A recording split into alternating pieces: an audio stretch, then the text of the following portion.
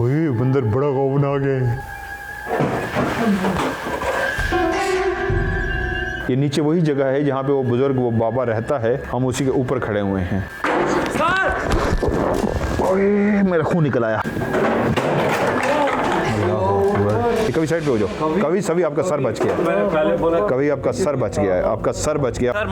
एक यार मैं 1 मिनट के लिए जा रहा हूँ, मैं ज़्यादा नहीं रुकूंगा, मैं उनसे लड़ने नहीं जा रहा।